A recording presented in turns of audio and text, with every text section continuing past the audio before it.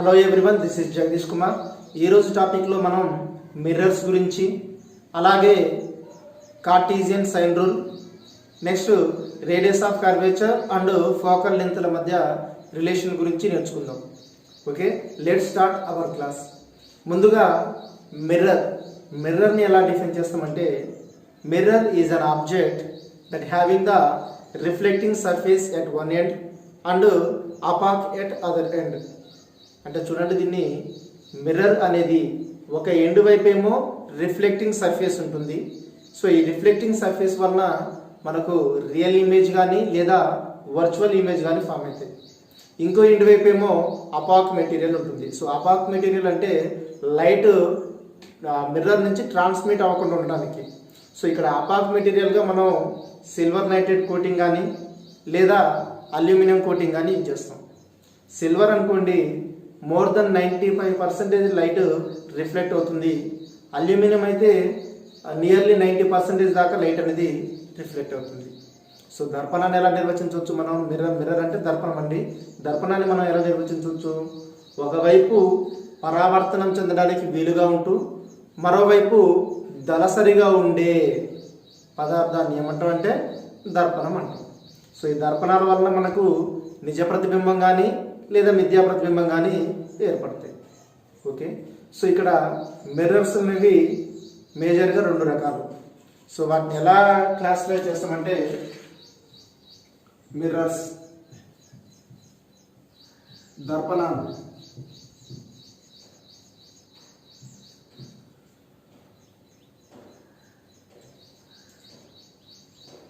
So చూడండి, మిర్రర్స్ని plane mirror and spherical mirrors.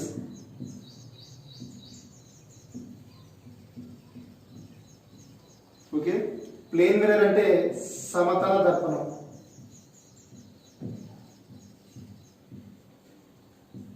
Next spherical mirrors అంటే గోళాకార దర్పణం.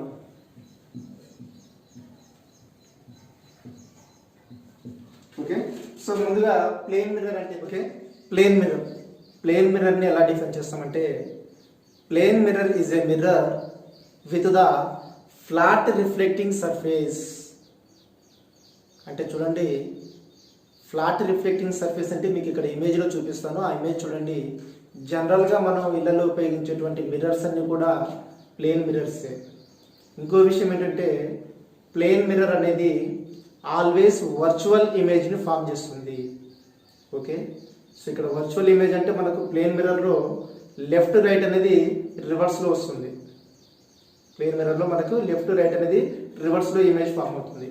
సమతల దర్పణం అంటే ఇళ్లలో ఉపయోగించేటువంటి దర్పణాలన్నీ కూడా సమతల దర్పణాలే. సో ఈ సమతల దర్పణం అనేది ఎల్లప్పుడూ కూడా మిథ్యా ప్రతిబింబాన్ని ఏర్పరుస్తుంది. ఓకే, నెక్స్ట్ స్పెరికల్ మిర్రర్స్ గురించి చూద్దాం. సో ముందుగా స్పెరికల్ మిర్రర్ అంటే దాన్ని ఎలా డిఫైన్ చేస్తామో చూద్దాం. So if some part of the hollow sphere make a mirror, then that type of mirrors are called as spherical mirrors. అంటే దీన్ని ఎలా నిర్వచిస్తామంటే చూడండి, గోళంలోని కొంత భాగం దర్పణాన్ని ఏర్పరిచినట్లయితే అలాంటి దర్పణాన్ని మనం గోళాకార దర్పణం అంటాం. సో ఇక్కడ జనరల్ చూడండి, స్పెరికల్ అంటున్నాం. సో స్పెరికల్ అంటే ఇక్కడ మనం స్పియర్, ఈ పదాన్ని గుర్తుంచుకోండి. సో ఇక్కడ స్పియర్ అనేది గుర్తుంచుకోండి. స్పియర్ అంటే తెలుగులో గోళం. సో స్పెరికల్ మిర్రర్ అంటే ఎలా ఉండాలి? అది గోళంలోని కొంత భాగం దర్పణాన్ని ఏర్పరిచినట్లయితే అలాంటి దర్పణాన్ని మనం గోళాకార దర్పణం అంటాం. ఓకే, సో స్పెరికల్ మిర్రర్ అంటే దాన్ని ఎలా డిఫైన్ చేయొచ్చు? If some part of the holosphere make a mirror, then that type of mirrors are called as spherical mirrors. Okay, next చూడండి, ఈ స్పెరికల్ మిర్రర్స్ కూడా మళ్ళీ రెండు రకాలుగా డివైడ్ చేయొచ్చు. సో చూడండి, స్పెరికల్ మిర్రర్స్ని మనం రెండు రకాలుగా డివైడ్ చేయొచ్చు. ఒకటి convex mirror, next one concave mirror.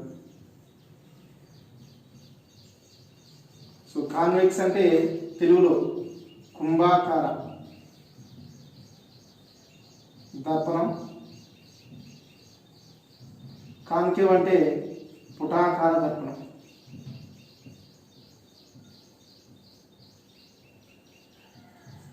Okay, convex mirror అంటేనేమో కుంభాకార దర్పణం, కాన్కేవ్ మిర్రర్ అంటేనేమో పుటాకార దర్పణం.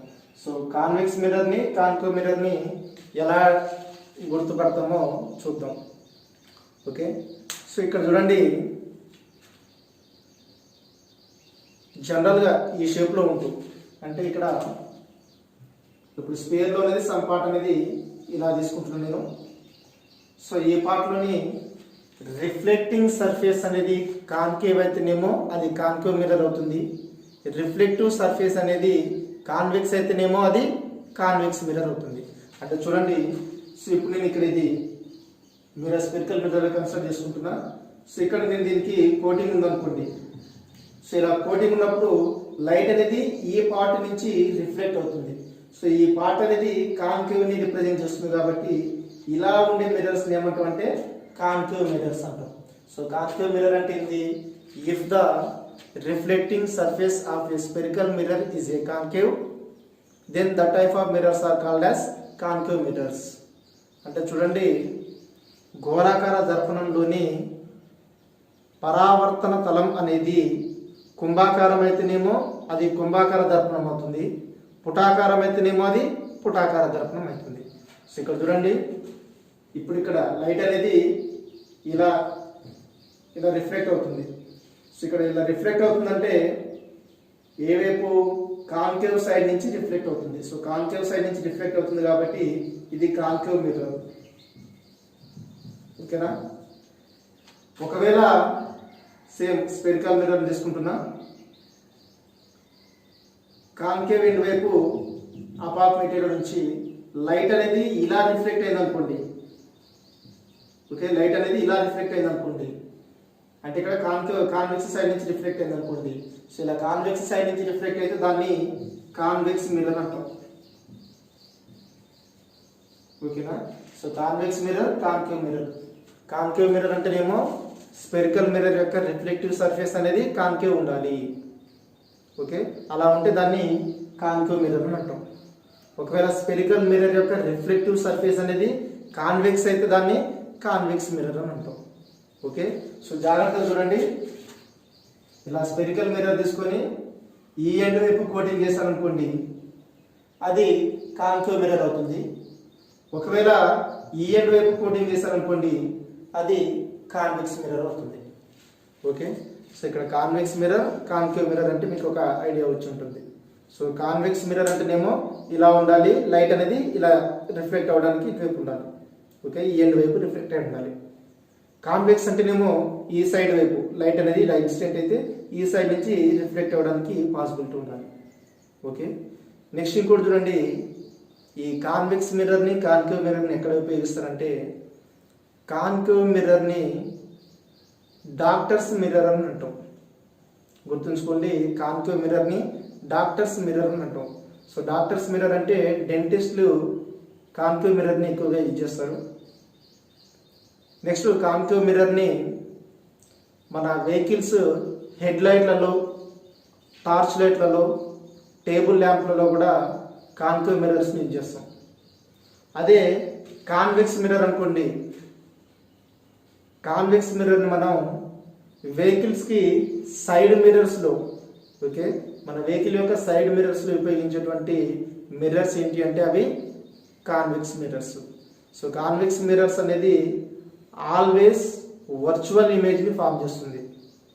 ఓకే, కాన్వెక్స్ మిర్రర్ అనేది ఆల్వేస్ వర్చువల్ ఇమేజ్ని ఫామ్ చేస్తుంది. గుర్తుంచుకోండి, కాన్కేవ్ మిర్రర్ మాత్రం వర్చువల్ ఇమేజ్ని ఫామ్ చేయొచ్చు, లేదా రియల్ ఇమేజ్ని కూడా ఫామ్ చేయొచ్చు. సో అది దేని మీద డిపెండ్ అయి ఉంటుందంటే, మనం ఆబ్జెక్ట్ని ప్లేస్ చేసినటువంటి డిస్టెన్స్ మీద డిపెండ్ అయి ఉంటుంది.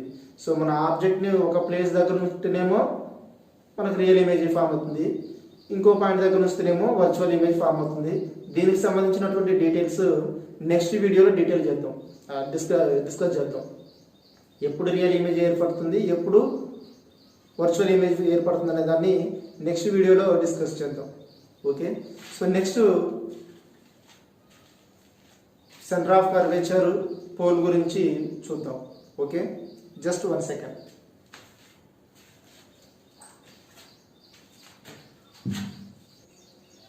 సెంటర్ ఆఫ్ కర్వేచర్ అంటే ఏందో చూద్దాం. So centre of curvature of the spherical mirror is the centre of the sphere which the mirror forms a part. అంటే చూడండి, గోళాకార దర్పణానికి సంబంధించినటువంటి వక్రతా కేంద్రాన్ని ఎలా నిర్వచిస్తామంటే, గోళాకార దర్పణాన్ని ఏర్పరిచిన గోళం యొక్క కేంద్రాన్ని వక్రతా కేంద్రం అంటాం. ఓకేనా? సో వక్రతా కేంద్రం అంటే ఏంటి? గోళాకార దర్పణాన్ని ఏర్పరిచినటువంటి గోళం యొక్క కేంద్రాన్ని వక్రతా కేంద్రం అంటాం. సో ఇక్కడ సెంటర్ ఆఫ్ కర్వేచర్ అంటే ఎలా డిఫైన్ చేస్తాం? మనం స్పెరికల్ మిర్రర్ అనేది ఏ స్పియర్ వల్ల అయితే ఫామ్ అయిందో ఆ స్పియర్ యొక్క సెంటర్ని మనం సెంటర్ ఆఫ్ కర్వేచర్ అంటాం. ఓకే, సో సెంటర్ ఆఫ్ కర్వేచర్ని మనం క్యాపిటల్ సి తోటి రిప్రజెంట్ చేస్తాం. సో ఇక్కడ నేను కాన్కేవ్ మిర్రర్కి సంబంధించి తీసుకుంటున్నా. ఓకే, సో ఈ కాన్కేవ్ మిర్రర్ యొక్క ఈ స్పెరికల్ మిర్రర్ యొక్క స్పియర్ యొక్క సెంటర్ని మనం సెంటర్ ఆఫ్ కర్వేచర్ అంటాం. దాన్ని క్యాపిటల్ సి తోటి రిప్రజెంట్ చేస్తాం. ఓకే, సో ఇక్కడ వక్రతా కేంద్రం అంటే ఏంటి? గోళాకార దర్పణాన్ని ఏర్పరిచిన గోళం యొక్క కేంద్రాన్ని వక్రతా కేంద్రం అంటాం. దానిని క్యాపిటల్ సి తోటి రిప్రజెంట్ చేస్తాం. నెక్స్ట్ పోల్ అనే దాన్ని ఎలా డిఫైన్ చేస్తామో చూద్దాం. పోల్ అంటే దీన్ని తెలుగులో దర్పణ ధ్రువం అంటాం. సో ఇక్కడ పోల్ని ఎలా డిఫైన్ చేస్తామంటే, the geometrical centre of the sphere is called as pole. అంటే ఇక్కడ ఈ స్పియర్ యొక్క జామెట్రికల్ సెంటర్ని ఏమంటాం అంటే పోల్ అని అంటాం. ఓకే, అంటే ఇక్కడ చూడండి, దాన్ని తెలుగులో ఎలా నిర్వచిస్తాం? గోళాకార దర్పణం యొక్క జ్యామితీయ కేంద్రాన్ని దర్పణ ధ్రువం అంటాం. ఓకే, గోళాకార దర్పణం యొక్క జ్యామితీయ కేంద్రాన్ని దర్పణ ధ్రువం అంటాం. సో దాన్ని ఇక్కడ పి తోటి రిప్రజెంట్ చేస్తాం. ఓకే, నెక్స్ట్ ప్రిన్సిపల్ యాక్సిస్ అంటే ఏదో చూద్దాం. ప్రిన్సిపల్ యాక్సిస్ అనేది ఎలా డిఫైన్ చేస్తామంటే, the line between the centre of curvature and pole of the mirror is called as principal axis. అంటే చూడండి, వక్రతా కేంద్రాన్ని దర్పణ ధ్రువాన్ని ఈ రెండింటిని కలిపే రేఖని ఏమంటాం అంటే ప్రధాన అక్షం అంటాం. ఓకే, సో ఇక్కడ ప్రిన్సిపల్ యాక్సిస్ అంటే దాన్ని ఎలా డిఫైన్ చేయొచ్చు? The line joints between the centre of curvature and pole of the mirror. Okay, వక్రతా కేంద్రాన్ని దర్పణ ధ్రువాన్ని ఈ రెండింటిని కలిపే రేఖను, సరళ రేఖను ఏమంటాం అంటే ప్రధాన అక్షం అంటాం. ఓకే, నెక్స్ట్ చూడండి, రేడియస్ ఆఫ్ కర్వేచర్ అంటే ఏందో చూద్దాం. సో రేడియస్ ఆఫ్ కర్వేచర్ అంటే దాన్ని ఎలా డిఫైన్ చేస్తామంటే, సెంటర్ ఆఫ్ కర్వేచర్కి పోల్కి ఈ రెండింటికి మధ్య ఉండే దూరాన్ని రేడియస్ ఆఫ్ కర్వేచర్ అంటాం. ఓకే, రేడియస్ ఆఫ్ కర్వేచర్ అంటే డెఫినేషన్ ఏం చెప్పొచ్చు? The distance between the centre of curvature and pole of the mirror is called as radius of curvature. So radius of కర్వేచర్ని మనం క్యాపిటల్ ఆర్ తోటి represent చేస్తాం. Okay, వక్రతా వ్యాసార్థాన్ని ఎలా నిర్వచిస్తాం మనం? వక్రతా కేంద్రానికి దర్పణ ధ్రువానికి మధ్య గల దూరాన్ని వక్రతా వ్యాసార్థం అంటాం. దాన్ని క్యాపిటల్ ఆర్ తోటి రిప్రజెంట్ చేస్తాం. ఓకేనా? నెక్స్ట్ ఫోకస్ అంటే ఏందో చూద్దాం. Okay, principal focus. Okay, focus ప్రధాన నాభి. ప్రిన్సిపల్ ఫోకస్ అంటే ప్రధాన నాభి.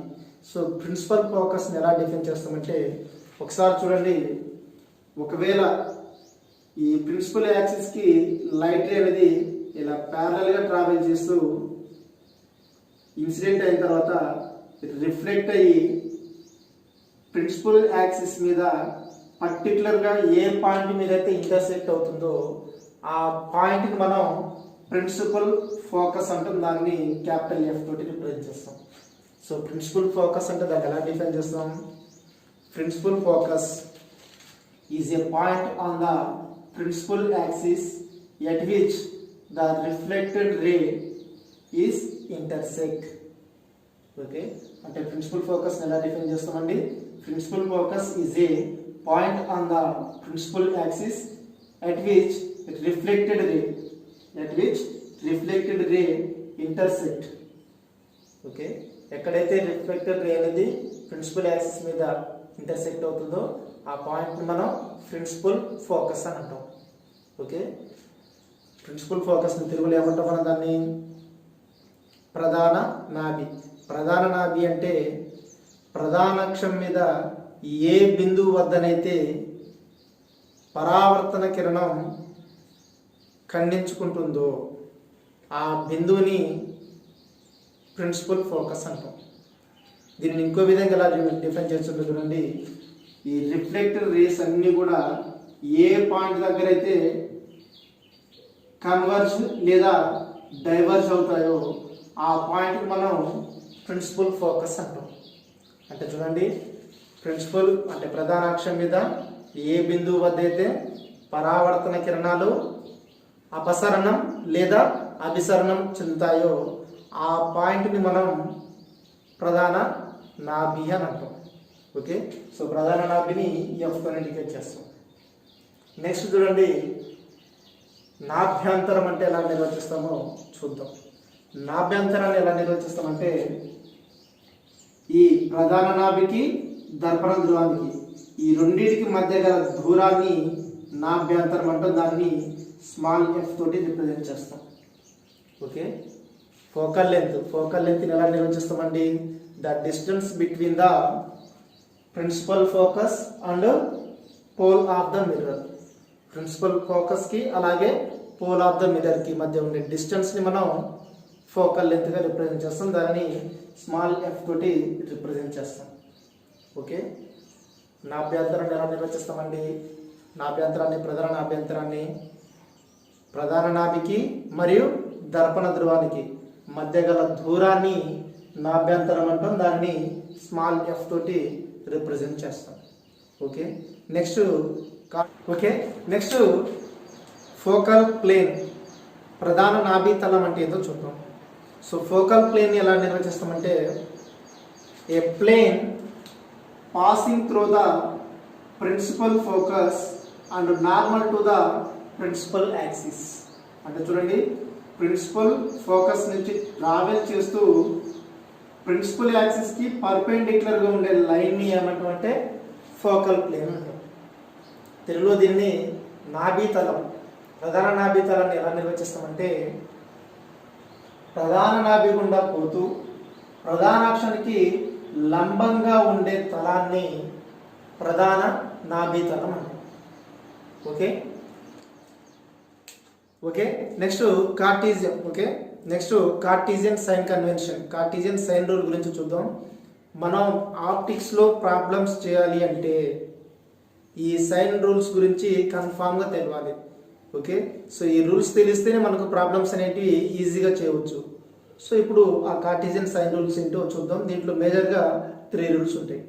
సో ఫస్ట్ వన్ ఏంటంటే all the distances are measured from the pole of the mirror. All the distances are measured from the pole of the mirror అంటే అన్ని దూరాలను కూడా మనం దర్పణ ధ్రువం నుండే కొలవాలి. ఇక్కడ నేను చూడండి ఆబ్జెక్ట్ లెఫ్ట్ సైడ్ తీసుకున్నా. ఒకవేళ ఇన్సిడెంట్ రే ఈ డైరెక్షన్ ఉంది అనుకుందాం. ఓకే, ఇన్సిడెంట్ రే అనేది ఈ డైరెక్షన్ ఉంది అనుకుందాం. సో చూడండి, నెక్స్ట్ సెకండ్ రూల్ ఏంటంటే all the distances along the incident ray taken as positive. అంటే చూడండి, అన్ని దూరాలు కూడా పతనకాంతి దిశలో అయితే ధనాత్మకంగా తీసుకోవాలి.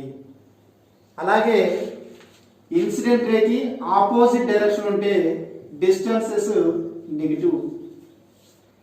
ఓకే, ఇన్సిడెంట్ రేకి ఆపోజిట్ డైరెక్షన్ ఉంటే డిస్టెన్సెస్ని నెగిటివ్గా తీసుకోవాలి. పతనకాంతి దిశలో అయితేనేమో దూరాలు ధనాత్మకం, పతనకాంతికి వ్యతిరేక దిశలో అయితే దూరాలు రుణాత్మకం తీసుకోవాలి. ఇది సెకండ్ రూల్. థర్డ్ రూల్ ఏంటంటే heights upwards from the principal axis taken as positive. అంటే చూడండి, ప్రిన్సిపల్ యాక్సిస్ కి అప్వర్డ్ డైరెక్షన్ ఉండే హైట్స్ ని పాజిటివ్ గా తీసుకుంటాం. ప్రిన్సిపల్ యాక్సిస్ కి డౌన్వర్డ్ డైరెక్షన్ లో డౌన్వర్డ్స్ ఉండే హైట్స్ ని నెగిటివ్ గా తీసుకుంటాం. సో థర్డ్ రూల్ ఏంటి? Heights upwards the principal axis taken as positive and heights downwards principal axis taken as negative. అంటే ప్రధాన అక్షానికి ఊర్ధ్వ దిశలో ఉండే ఎత్తులను ధనాత్మకంగాను అధో దిశలో ఉండే ఎత్తులను రుణాత్మకంగాను తీసుకుంటాం. ఇవి Cartesian sign rule. So first one ఏంటి ఒకసారి చూద్దాం. All the distances are measured from the pole of the mirror. అన్ని దూరాలను కూడా దర్పణ ధ్రువం నుంచి కొలవాలి. సెకండ్ వన్ ఏంటి? Along the incident ray distances are taken as positive and opposite to the incident ray taken as negative. అంటే పతనకాంతి దిశలో అయితేనేమో దూరాలు ధనాత్మకం, పతనకాంతికి వ్యతిరేక దిశలో దూరాలు రుణాత్మకం. నెక్స్ట్ థర్డ్ వన్ ఏంటి? ప్రిన్సిపల్ యాక్సిస్ కి అప్వర్డ్ డైరెక్షన్ ఉంటేనేమో హైట్స్ పాజిటివ్, డౌన్వర్డ్స్ డైరెక్షన్ ఉంటేనేమో హైట్స్ నెగిటివ్. అంటే ప్రధాన అక్షానికి ఊర్ధ్వ దిశలో ఉంటేనేమో ఎత్తులు ధనాత్మకంగా తీసుకోవాలి, అధో దిశలో ఉంటేనేమో ఎత్తులు రుణాత్మకంగా తీసుకోవాలి. Okay. Next radius of curvature కి అలాగే ఫోకల్ లెంత్ మధ్య రిలేషన్ ఏంటో చూద్దాం. Okay, 1 second. Next radius of curvature capital R కి ఫోకల్ లెంత్ స్మాల్ ఎఫ్ కి మధ్య రిలేషన్ ఏంటో చూద్దాం. ఓకే, దీనికోసం నేను ఒక కాన్కేవ్ మిర్రర్ ని కన్సిడర్ చేసుకున్నా. ఈ కాన్కేవ్ మిర్రర్ కి ఇది principal axis. So principal axis కి ఇది పోలు, నెక్స్ట్ ఇక్కడ ఫోకస్, నెక్స్ట్ అలాగే ఇక్కడ centre of curvature C. Okay, centre of curvature కి పోల్ కి మధ్య డిస్టెన్స్ రేడియస్ ఆఫ్ కర్వేచర్ అవుతుంది, దాన్ని క్యాపిటల్ ఆర్ తో రిప్రజెంట్ చేస్తున్నా. నెక్స్ట్ ఫోకస్ కి పోల్ కి మధ్య డిస్టెన్స్ ఫోకల్ లెంత్ అవుతుంది, దాన్ని నేను స్మాల్ ఎఫ్ తోటి రిప్రజెంట్ చేస్తున్నా. నెక్స్ట్ చూడండి, అలాగే ఈ సెంటర్ ఆఫ్ కర్వేచర్ నుంచి ఈ కాన్కేవ్ మిర్రర్ కి ఒక నార్మల్ లైన్ డ్రా చేస్తున్నా. ఆ నార్మల్ లైన్ ఇలా తీసుకున్నా. సో ఇది ఎక్కడ అంటే మిర్రర్ మీద క్యాపిటల్ ఎం అనే పాయింట్ దగ్గర. ఓకే, సో ఇప్పుడు చూద్దాం. ఈ ప్రిన్సిపల్ యాక్సిస్ కి ప్యారలల్ గా ఒక రే అనేది మీ ఎం దగ్గర ఇన్సిడెంట్ అయింది అనుకుందాం, with the incident angle theta. ఓకేనా? సో ఇక్కడ ప్రిన్సిపల్ యాక్సిస్ కి ప్యారలల్ గా ఒక రే అనేది ఇన్సిడెంట్ అయింది అనుకుందాం, with the angle theta at point M. So ఇక్కడ ఇన్సిడెంట్ యాంగిల్ టీటా అయితే అది మళ్ళీ రిఫ్లెక్ట్ యాంగిల్ కూడా ఎంత అవుతుంది? టీటానే అవుతుంది. సో ఇక్కడ టీటా యాంగిల్ తోటి మళ్ళీ రిఫ్లెక్ట్ అవుతుంది. ఓకేనా? సో ఇక్కడ ఈ ఇన్సిడెంట్ రే అనేది ప్రిన్సిపల్ యాక్సిస్ కి ప్యారలల్ కాబట్టి ఇక్కడ యాంగిల్ టీటా, నార్మల్ తోటి టీటా కాబట్టి ఇక్కడ కూడా యాంగిల్ టీటానే అవుతుంది. ఓకే, సో ఇక్కడ చూడండి, మనకు ఇక్కడ యాంగిల్ ఎంతో తెలియదు. సో ఇక్కడ యాంగిల్ ఎంతో తెలియదంటే మనకు ఫార్ములా ఏంటి? Exterior angle is the sum of interior angles. అంటే చూడండి, బాహ్య కోణం అనేది అంతర కోణాల విలువకు సమానం. అంటే ఇక్కడ అంతర కోణాలు అంటే టీటా రెండు ఉన్నాయి. సో ఇక్కడ మొత్తానికి సమానం అంటే టీటా ప్లస్ టీటా, అంటే ఇక్కడ ఏమవుతుంది? అది 2θ అవుతుంది. ఓకేనా? జాగ్రత్తగా రండి. ఇక్కడ exterior angle is the sum of opposite interior angles. అంటే బాహ్య కోణం అనేది అంతర కోణాల మొత్తానికి సమానం. సో అలా నేను ఇక్కడ యాంగిల్ 2θ అని తీసుకున్నాను. ఓకే, సో ఇక్కడ చూడండి, ట్రయాంగిల్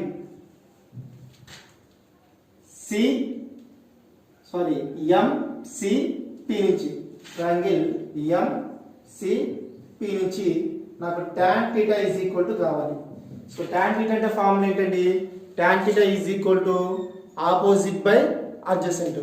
సో ఇక్కడ tan θ is equal to opposite అంటే ఎంపీ అవుతుంది. సో ఇక్కడ థీటా కదా, దీనికి ఆపోజిట్ ఎంపీ అవుతుంది. అడ్జసెంట్ అంటే సిపి అవుతుంది. So MP by CP. So ఇక్కడ నుంచి చూడండి, MP is equal to CP tan θ. ఓకేనా? సో మరి సిపి అంటే సి నుంచి పి దాకా డిస్టెన్స్ ఎంత? Capital R. So CP is equal to రాసుకోవచ్చు, క్యాపిటల్ ఆర్ రాసుకోవచ్చు. అంటే MP is equal to CP అంటే రాసుకోవచ్చు క్యాపిటల్ ఆర్ tan థీటా. ఓకేనా? సో నేను ఇక్కడ ఇఫ్ థీటా ఈజ్ స్మాల్ అనుకుంటా, థీటా ఈజ్ స్మాల్ అయితే tan థీటాని అప్రాక్సిమేట్లీ ఈక్వల్ టు థీటాగా తీసుకుంటా. ఇఫ్ థీటా అనేది స్మాల్ అయితే tan థీటా అనేది అప్రాక్సిమేట్లీ ఈక్వల్ టు థీటా అనుకుంటా. సో అప్పుడు ఎంపీ ఈజ్ ఈక్వల్ టు ఏమవుతుంది, ఆర్ థీటా అవుతుంది. సో దీని ఈక్వేషన్ 1 అనుకోండి. నెక్స్ట్ చూడండి ట్రయాంగిల్, ఈ ట్రయాంగిల్ అండి. నెక్స్ట్ ఎంఎఫ్ పి నుంచి ట్రయాంగిల్ ఎంఎఫ్ పి నుంచి. సో నాకు ఇక్కడ tan కి సంబంధించి tan 2θ ఈజ్ ఈక్వల్ టు, ఓకేనా, tan 2θ is equal to, so opposite అంటే ఎంపీ బై అడ్జసెంట్ అంటే ఎఫ్పి. సో అడ్జసెంట్ ఇక్కడ ఎఫ్పి. సో ఇక్కడ నుంచి ఎంపీ ఈజ్ ఈక్వల్ టు ఏమవుతుంది, MP is equal to FP into tan 2θ. Same ఇలాగే ఎఫ్పి అంటే ఎంత ఉందండి, ఇక్కడ ఎఫ్ నుంచి పి దాకా ఎంత ఉంది, ఇక్కడ స్మాల్ ఎఫ్ ఉంది. నెక్స్ట్ అలాగే tan 2θని అప్రాక్సిమేట్లీ ఈక్వల్ టు 2θ అనుకుందాం. సో అప్పుడు ఎంపీ ఈజ్ ఈక్వల్ టు ఏమవుతుంది, ఎఫ్పి అంటే స్మాల్ ఎఫ్, tan 2θని 2θ అనుకుందాం. సో దీని ఈక్వేషన్ 2 అనుకుందాం. సో ఇక్కడ చూడండి ఈక్వేషన్ 1 లో ఎల్హెచ్ఎస్ వైపు ఎంపీలో ఉంది, ఈక్వేషన్ 2 లో ఎల్హెచ్ఎస్ వైపు ఎంపీలో ఉంది. So from equations 1 and 2, from equations 1 and 2, from equations 1 and 2 నుంచి చూడండి ఇక్కడ ఎంపీనే ఇక్కడ ఎంపీనే, ఎల్హెచ్ఎస్ ఈక్వల్ అయితే ఆర్హెచ్ఎస్ కూడా ఈక్వల్ అవుతుంది. సో ఇక్కడ R theta is equal to, so ఇక్కడ ఏముంది F into 2θ, F into 2θ. So 2θకి θ cancel, R is equal to 2f. ఓకేనా? సో అంటే చూడండి రేడియస్ ఆఫ్ కర్వేచర్ కి ఫోకల్ లెంత్ మధ్య రిలేషన్ ఏంటి, R is equal to 2f. ఓకేనా? వక్రత వ్యాసార్థానికి నాభ్యంతరానికి మధ్య సంబంధం ఏంటి, R is equal to 2f. అంటే radius of curvature is equal to the double of focal length. ఓకేనా? అంటే ఇక్కడ వక్రత వ్యాసార్థం అనేది నాభ్యంతరానికి 2 రెట్లు ఉంటుంది. ఓకేనా?